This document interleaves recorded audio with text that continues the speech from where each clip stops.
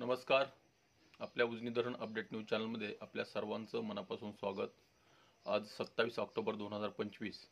आज सकाळी उजनी धरणाची काय स्थिती आहे, उजनीत येणाऱ्या दौंडच्या विसर्गामध्ये कितीनी वाढ झालेली आहे आणि उजनीतून भीमा नदीमध्ये सध्याला कितीनी विसर्ग चालू आहे याची आपण सविस्तर माहिती घेणार आहोत.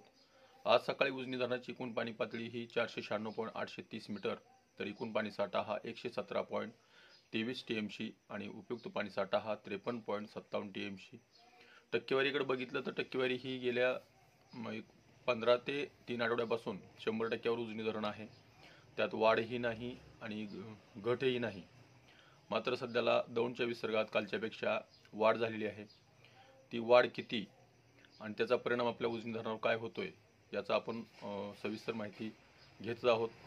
उजनी धरणाची काल उजनी धरणात येणारा विसर्ग जो होता दौंडचा, तो काल 3859 होता.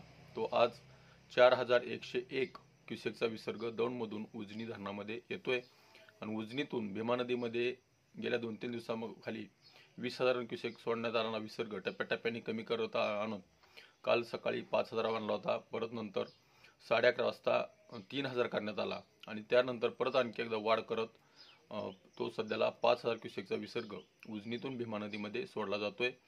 आणि उजनीतून भीमा नदीत 5,000 क्युसेकचा, पॉवर हाऊसमधून 1600 क्युसेकचा आणि कालव्यामधून 100 क्युसेकचा असा 6,700 क्युसेकचा विसर्ग सध्याला उजनी धरणातून सोडला जातोय आणि येणारा विसर्ग हा 4,101 आहे. म्हणजे जवळपास 2,500 पाणी उजनी धरणाच्या पाणी साठ्यातून कमी होताना दिसतंय. खरं तर आता पाणी साठवायला पाहिजे, 111% करायला पाहिजे, कारण या 11%चा फरक पुढील काळामध्ये धोकादायक ठरू शकतो. आणि दुसरी गोष्ट अशी की गेल्या 24 तासामध्ये कसलाही पाऊस पडला नाही. गेल्या 2-3 दिवसाखाली 35 मिलीमीटर आणि दुसऱ्या दिवशी 14 मिलीमीटर, त्याशिवाय इतर ठिकाणी कसलाही पाऊस पडला नसल्यामुळे उजनी धरणात पावसाचं पाणी वाढण्याची शक्यता नाहीच.